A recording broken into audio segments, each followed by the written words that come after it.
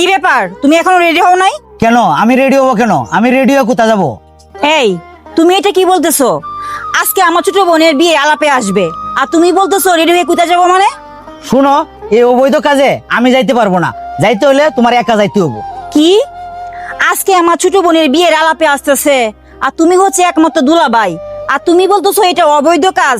এই, এটা অবৈধ কাজ কি করে হলো? ও, তুমি জানতে চাও এটা অবৈধ কাজ কিভাবে হলো না? এই শুনো, তোমার বাবা মার যখন বিয়ে হয়েছিল তখন কাবিন কত টাকা দিছিল? তুমি এটা কি বলতেছো? আমার বাবা মা যখন বিয়ে হয়েছে সেটা কাবিন কত ছিল সেটা আমি কি করে জানবো? আর আগেকার সময় হয়তো বা 20-30 হাজার টাকা কাবিন হইতে পারে। ও আচ্ছা, তোমার বাবা মার মনে করতেছো 20-30 হাজার টাকা কাবিন ছিল। শুনো, আমিও শুনছি আমার বাবা মার যখন বিয়ে হয়েছিল তখন মাত্র 15,000 টাকা কাবিন ছিল, কিন্তু তারা তো নির্বিধায় ভালো সংসার করে যাচ্ছে। এই, তোমার একটা চাচাতো বোনা ছিল না, 10 লক্ষ টাকা কাবিন দিয়া বিয়া দিছিলা, 3 মাসও তো সংসার টিকে নাই, সংসারটা ভাঙিয়ে গেছে। তাহলে এত শক্তপুক্ত কাবিন দেওয়ার পরেও তোমার চাচাতো বোনের সংসারটা টিকলো না। এই শুনো, তোমার আর আমার বিয়ের কাবিন কত? কাবিনে কি আসলে সংসার রাখে? কাবিনে সংসার রাখে না। তোমরা সিদ্ধান্ত নিয়েছো কি তোমার বোনের বিয়া দিবা? তোমার বোনের বিয়া দিবা 20 লক্ষ টাকা কাবিন দিয়া। কেন 20 লক্ষ টাকা কেন কাবিন লাগবে বলো? যে ছেলেটার কাছে তোমার বোনের বিয়ে দিতেছো ওই ছেলেটা সবে মাত্র নতুন চাকরি পাইছে। ছেলেটার আসলে মনটা ভাঙিয়া যাবে না যদি মনে করে যে 20 লক্ষ টাকা কাবিন দেয়া সংসারটা করতে হইতেছে তার? তখন কি সংসারটা ভালো টিকবে? আর তোমার বোন তো মাঝে মধ্যেই রাগারাগি করিয়া এই কথাটা শুধু বলবে যে এই বেশি কিছু বলিস না, আমার কিন্তু 20 লক্ষ টাকা কাবিন। শুনো, তোমরা আসলে বোনের বিয়ে দিচ্ছ না, বোনকে যেন বন্ধক দিতেছো এরকম মনে হচ্ছে। আমি এই জন্য বলছি কোনো অবৈধ কাজে আমি যাইতে রাজি না। তোমার যদি মন চায় তুমি যাও, এটা সম্পূর্ণ অবৈধ কাজ হচ্ছে, এটা বিয়া হচ্ছে না, বুঝছো? তোমার বাবা মাকে যে বুঝিয়ে বলবে যে তোমার জামাই আসতে পারবে না, তোমার জামাই অবৈধ কাজে অংশগ্রহণ করবে না। শুনো, তুমি আমার বাবার বাড়ির মানুষগুলাকে সহ্যই করতে পারো না। আচ্ছা শুনো, আমার বোনের একটা বিয়ে, এত বড় একটা অনুষ্ঠান, আর তুমি যদি না যাও তাহলে কি আমার মান সম্মান থাকবে বলো তো? হ্যাঁ, এই কথাটা তুমি ঠিক বলছো।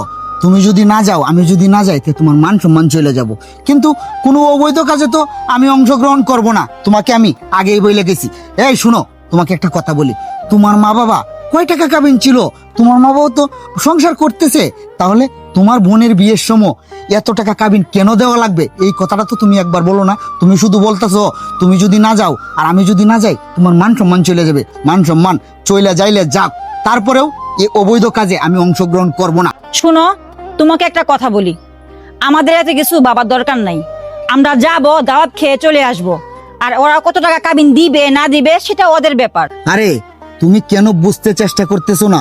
এটা তো আসলে কাবিন হচ্ছে না, বিয়ে হচ্ছে না, ওই ছেলেটার উপর জোরপূর্বক একটা বোঝা চাপিয়ে দেওয়া হচ্ছে।